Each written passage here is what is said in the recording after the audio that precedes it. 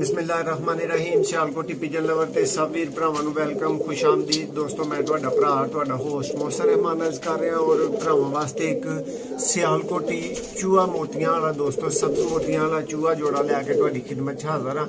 तसल्ली बख्श शौक करियो, आला किस्म का रिजल्टेड और दोस्तों गारंटी वाला अल्लाह की मेहरबानी के नाल जोड़ा है। इंतहाई मुनासिब प्राइस के उत्ते जोड़ा भरावां नूं मिल जाएगा।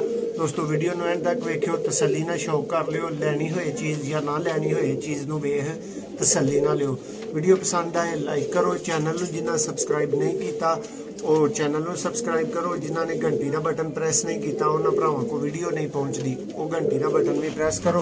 यह जोड़ा दोस्तों तुहाडीआं अखां दे सामने शौक करवाउण लगे तुहानूं नर दा मादा दा तसल्ली बख्श तरीके ना। यह दोस्तों मादा है पहले नंबर पर जी तुम वेख रहे हो। दूसरे नंबर पर यदा नर दोस्तों मौजूद है।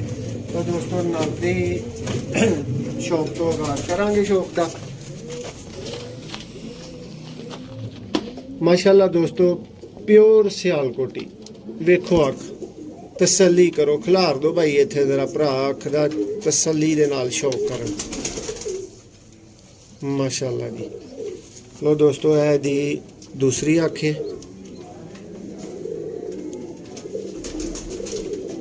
एवं दोस्तों रिजल्टेड सियालकोटी कबूतर माशाल्लाह पल्ले का भरावां नूं शौक करवावांगा। बिल्कुल दोस्तों ट्रांसपेरेंट पर ने देखो, दुम का शौक करो, पंजियां दा भरा शौक करो। है दोस्तों माशाल्लाह कबूतर जी है नारे दोस्तों दोस्तों नार का जरा शौक कर लो, तसल्ली कर लो। उन भरावां नूं मादा का शौक करवावांगे। मादा दोस्तों ये अल्लाह की मेहरबानी के नाल तुहानूं अच्छी लगेगी, शौक करके नर तो भी बेहतरीन लगेगी। मादा दोस्तों मेरे हाथ च मौजूद है जी भाई।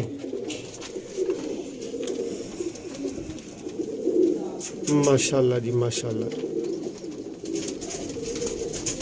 सियालकोटी दोस्तों मोतियां वाले कबूतर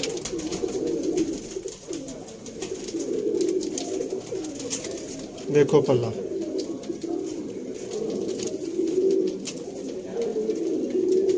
माशाल्लाह माशाल्लाह बहुत आला। पंजे देखो। तो दोस्तों जोड़े का चलदे फिरदे शौक करो। माशाल्लाह 16 नंबर दोस्तों ब्रीडर जोड़ा और भरावां नूं इंतहाई थोड़ी मुनासिब दे उत्ते जोड़ा दे दिता जाएगा। बस कह लो कि तुसीं व्हाट्सएप से रबता करना है तो तुहानूं जोड़ा दोस्तों मिल जाएगा। प्राइस इन्नी माशाल्लाह हल्की मिलेगी भरावां नूं कि भरा राजी होणगे। मजीद इंज दियां वीडियो वेखणियां चाहते हो, शौक करना चाहते हो तो चैनल नूं सबसक्राइब करना बिल्कुल ना भुल्लिओ। जोड़े का तसल्ली ना शौक करवा दिता गया। अल्लाह हाफिज़।